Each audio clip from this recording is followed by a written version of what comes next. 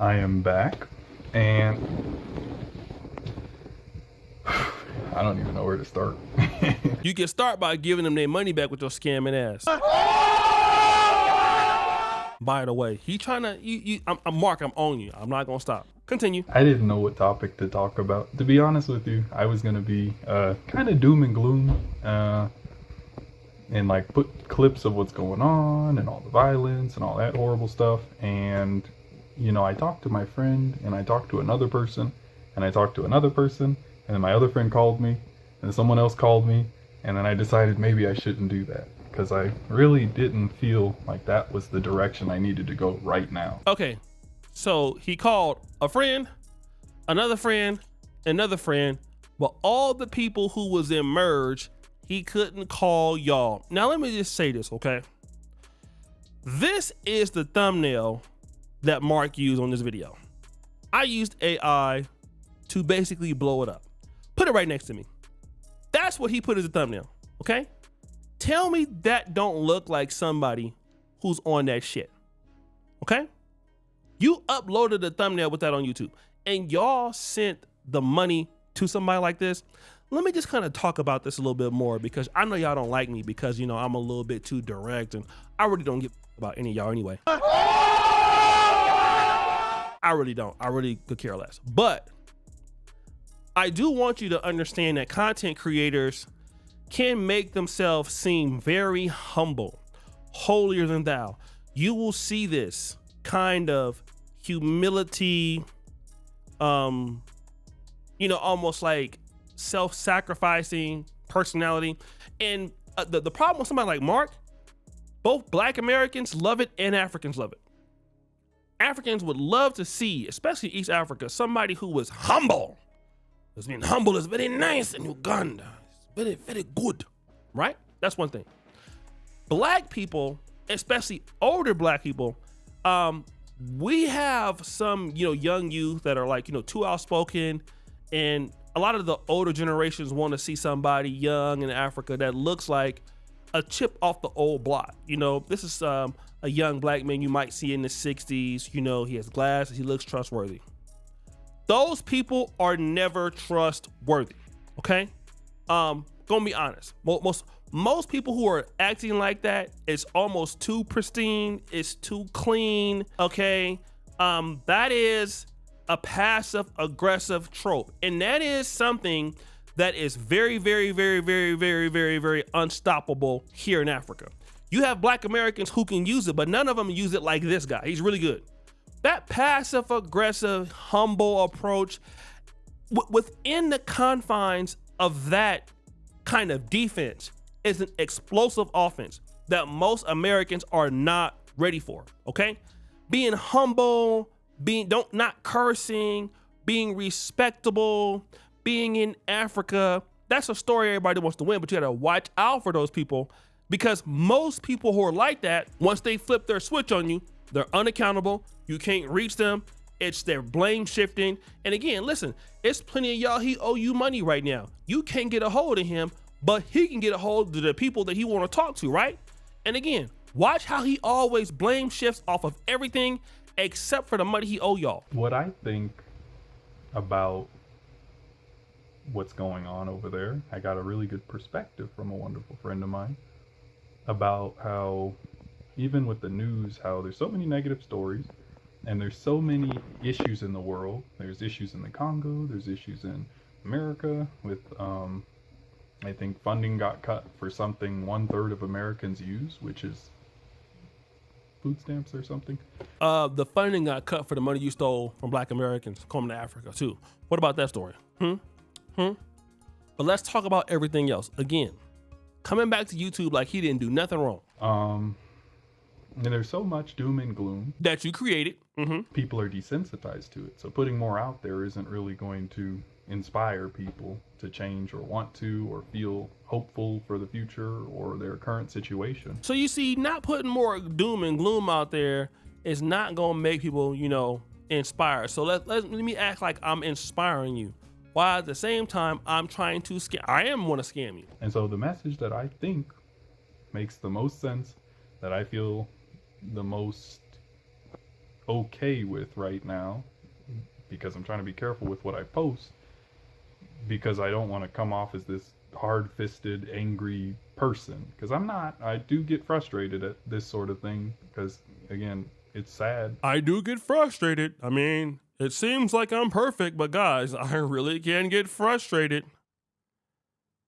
Yes, he'll scam you also. I talk to people every day from over there, right? If I'm being honest, I don't think I'd ever go back to Tanzania because of certain things, but because I know some people there and I really like them, that's why I care. So what he's doing here, guys, is being like, he's practicing, like, he's basically obfuscating, which is making something difficult that don't need to be difficult, just talking in circles, talking deliberately, not getting to the point. That's kind of like filibustering in Congress. And scammers tend to do this, all right? Scammers, when they're under pressure, they will try to communicate and still be active, because I can tell you the guy is broke. He don't have any money. So he wants to come back on the YouTube, and you know, one of the things he understands that he will deal with is the fact that he scammed all those people. So he's trying his best to run around in circles, you know, avoid the issue, and then make this content run around when it doesn't need to be like that.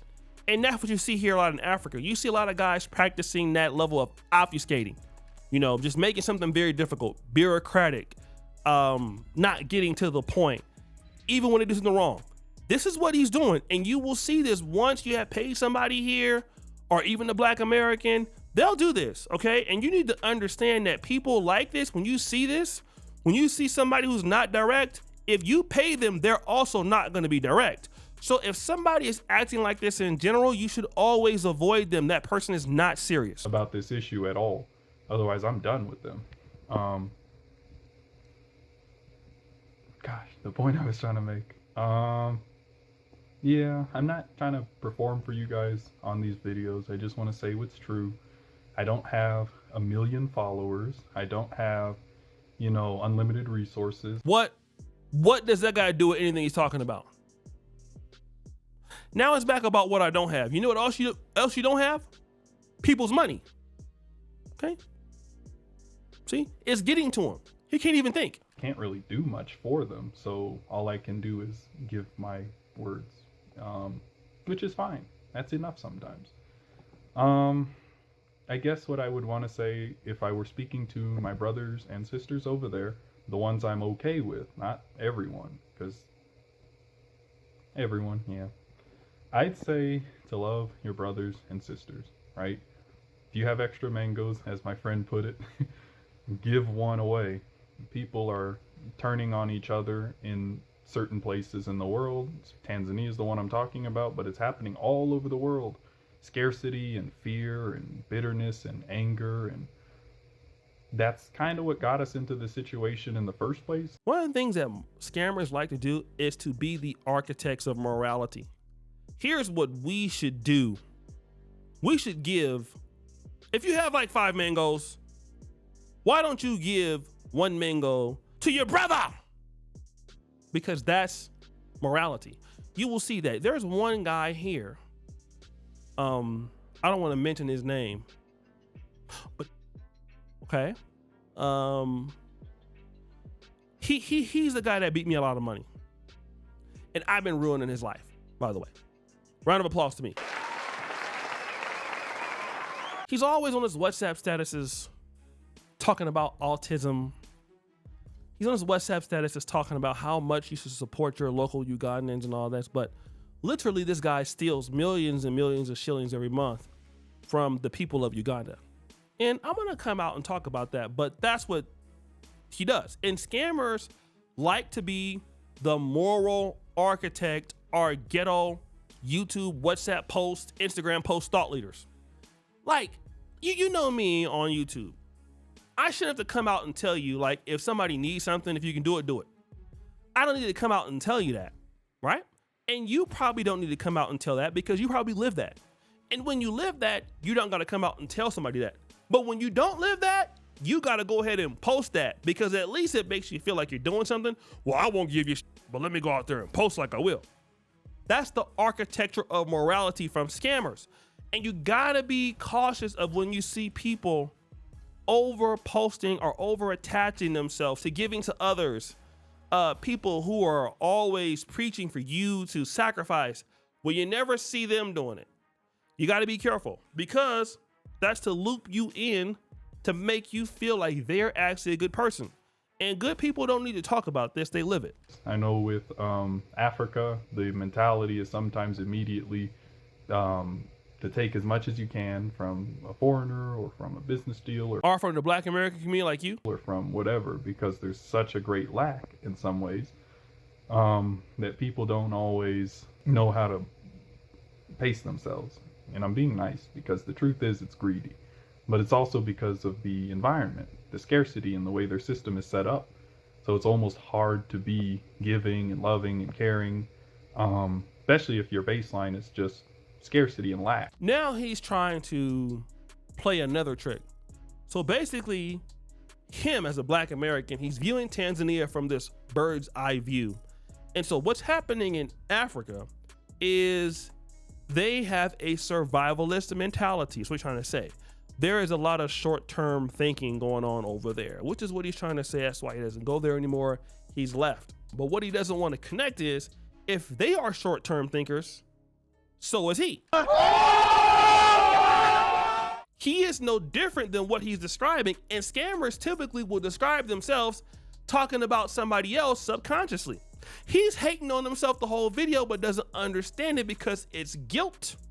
It's guilt. I think if people were to love each other and care for one another and do good to each other and go back to their roots, if it means going back to the village, go there. You can't be taxed on a mango you grow. So cities and systems and government, they're great and they do a lot of effective things in the world, but there comes a point where you, I think, have to let your leader or system or whatever, because you're not going to defeat your government. More often than not, you will not win because of how the system is structured in their favor.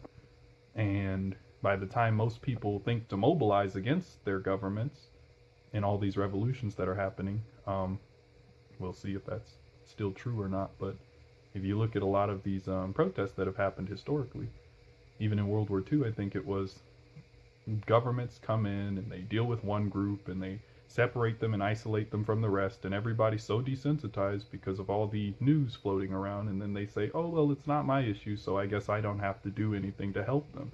By the time it is their issue, they have no allies because their allies were targeted first. And so when it's at their door, it becomes a huge issue for them. Again, talking about a whole bunch of nothing. There is a large propensity in this community to be bamboozled by people who have, number one, let me just say this, a neutral American intelligent sounding accent. So for myself, for an example, I'm from the West Coast, and maybe if I get real upset, you will hear some cultural play, but you know, maybe you do or don't know that I'm from the West Coast by what I sound like, because West Coast people tend to enunciate their words. We have our R's together, things like that. Mark also speaks with a neutral accent, like a young Black man that is somehow formally educated in diction, okay? And then because he sounds like that and he talks about all this positivity, you automatically believe that this person is doing something great for Africa. He's a person that, you know, is a good representation of Black Americans in Africa. And then you give it to a guy who's a thief. And, you know, he doesn't have any proof of concept. He's doing nothing. He's hiding out. He's going around saying the things he feels like you would want to hear. At the same time, while his friends are calling him, the investors that he scammed can't get a hold of him. And he just left. I remember when I confronted him about it. I said, Mark, they told me that, you know, you owe this money and you left Merge after taking these folks' money and you just left the country. Is that true? He goes, yeah. I said, you don't feel like you owe them an apology? Well, it's not my fault. Well, Mark, did you ask for the money? Yes. Did they invest in your business? Yes. So how's it your fault? Oh, I see it. I kind of see it your way. But no accountability. They can't have any help with. Just because they were fine while the other people were going through it doesn't mean it won't be their turn next. And when it's their turn, no one's going to be there to help. I'm going to tell you whose turn is going to be next. Your turn, MNFer, okay? I'm tired of listening to your boring ass ring around the rosy speech. I'm going to tell you guys this once and for all. Don't trust this young man. Unfortunately, he is not who y'all thought he was or how we thought he was.